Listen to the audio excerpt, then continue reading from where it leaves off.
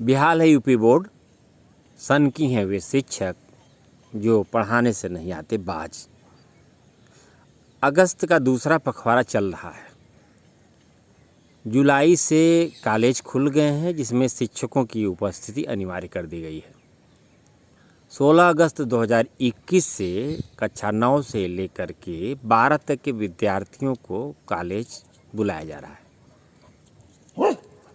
हम आते हैं किस तरह के फरमान हैं, क्या वे व्यावहारिक तौर पर क्रियान्वित हो सकते हैं या महज कागज़ों पर ही संपन्न किए जाएंगे।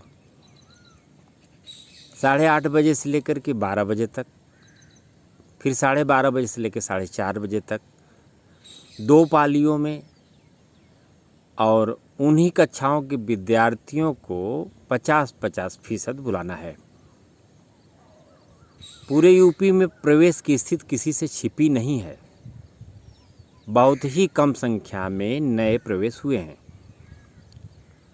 अभिभावकों की भी स्थिति विद्यार्थियों को कॉलेज भेजने को लेकर के भिन्न भिन्न है।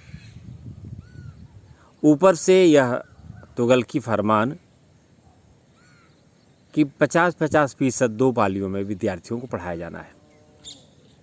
अधिकारियों के धौंस भी अब आने लगे। किसी अखबार में हम अभी पढ़ रहे थे कि प्रत्येक जिलों में 50-60 प्रधानाध्यापकों की तैनाती इसलिए होगी कि जो 2 पालियों में कॉलेज चलने हैं वे चल रहे हैं या नहीं, पढ़ाई हो रही है या नहीं। अमूमन हम सभी जानते हैं कि माध्यमिक स्तर पर जो प्रधानाचार्य होते हैं प्रायः कम ही कॉलेज ऐसे होंगे जहां पर उनके पास एक से अधिक घंटी आवंटित होती है। हम आते हैं व्यवहारिक स्थिति पर। गैर शैक्षणिक कार्य जो शिक्षा से प्रत्यक्ष रूप से जुड़े हुए नहीं हैं, उन कार्यों को कराने की तरफ यूपी बोर्ड अत्यंत सक्रिय है। हम सभी को पता है पिछले सत्र में अर्थात 20 और 21 में, और यह सत्र होगा हमारा 21 और 22,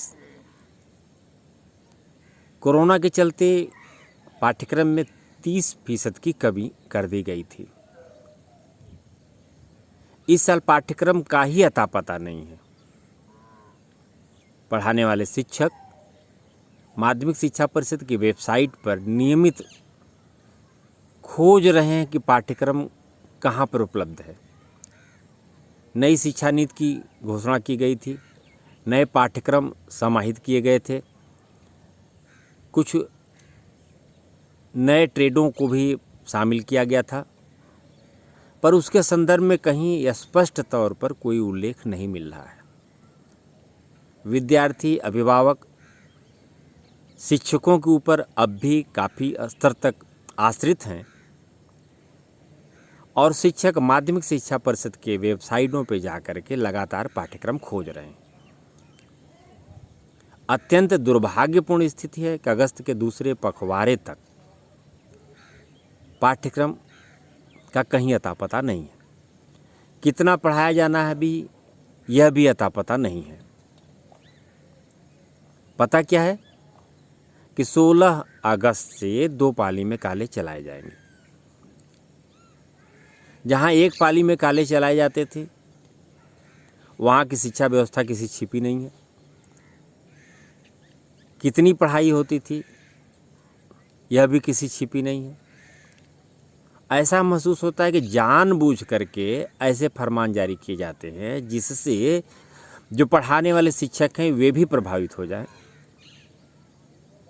और इस तरह से प्रभावित हो जाएं कि उनको पढ़ाने के लिए समय कम मिले, तनाव से गुजरें, और जिनकी रुचि पढ़ाने में नहीं है यह हम कह सकते हैं जो गैर शैक्षणिक कार्यों में ज़्यादा अपने को व्यस्त रखना चाहते हैं, ऐसे भी हैं। एक फरमान और कहीं हमें पढ़ने को मिला कि वित्तविहीन विद्यालयों पे ज़्यादा शिकंजा खसेगा कि वहाँ पर 2 पालियों में कॉलेज चल रहे हैं या नहीं।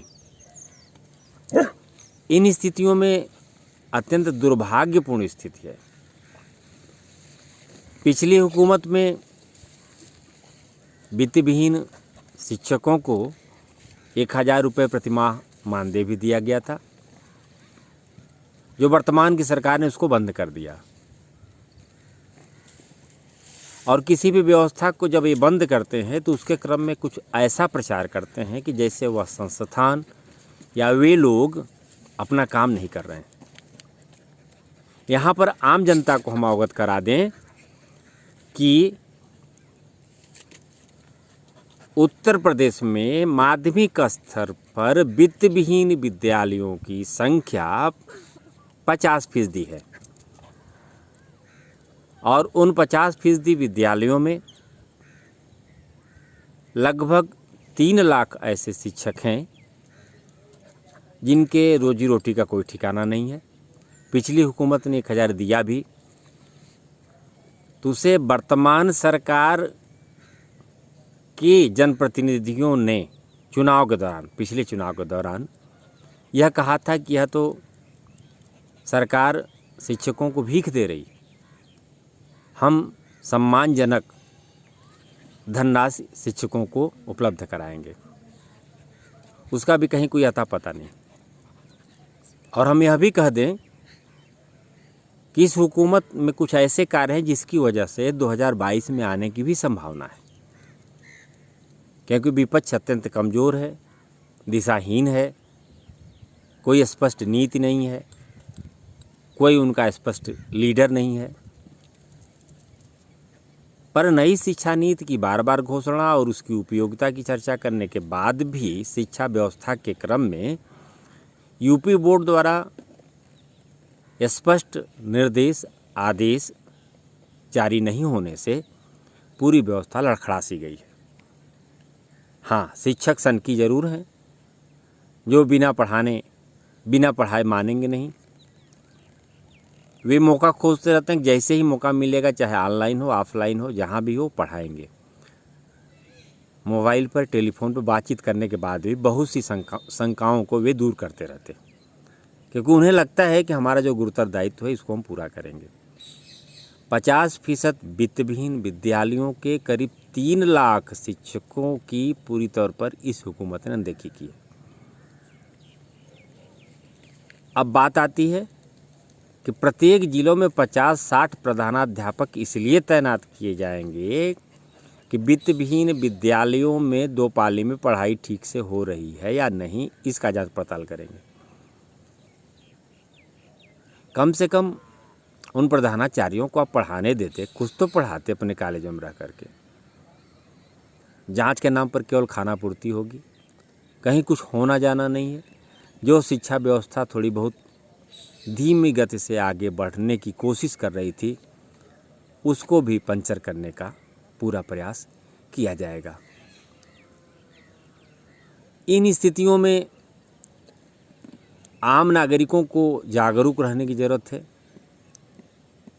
वे बच्चों के प्रति निरंतर संवेदनशील बने रहें, शिक्षकों के संपर्क में रहें, और जब तक नया पाठ्यक्रम नहीं आ जाता, फिर से हम दोहरा दूं, यह बात हम आप लोगों से स्वाधीनता दिवस के 1-2 दिन पहले कह रहे हैं। तो जब तक पाठ्यक्रम नया या पाठ्यक्रम की घोषणा नहीं हो जाती सार्वजनिक तौर पर कि 21-22 का पाठ्यक्रम क्या होगा और उस पाठ्यक्रम में कितना फीसद कौन कौन से पाठ अध्याय हटाए जा रहे हैं जो नहीं पढ़ना है, इसके पहले वे पूरे पाठ्यक्रम की तैयारी करें और अपनी पढ़ाई जारी रखें और अपने शिक्षकों के प्रति सम्मान बनाए रखें और उनसे लगातार इस मामले में संपर्क में भी रहें। मुझे लगता है कि ऐसी स्थितियों में ज़रूर उन्हें फ़ायदा होगा और यूपी बोर्ड से अस्पष्ट जारी किए जा रहे निर्देशों से ऊहापोह की स्थिति जो बनी हुई है उसमें भी थोड़ी राहत मिल सकेगी। और हम यूपी हुकूमत से यह अपेक्षा करते हैं जिसे वह पूरा नहीं करेगी, हम यह भी जानते हैं, क्योंकि विपक्ष पूरी तौर पर बिखरा हुआ है, किसी प्रकार का इनके ऊपर दबाव नहीं है। 2022 के विधानसभा चुनाव में यह फिर से चुनकर आएंगे और माननीय योगी जी पुनः मुख्यमंत्री के कुर्सी पर बैठेंगे। लगभग यह स्थिति पूरे प्रदेश में बनी हुई है।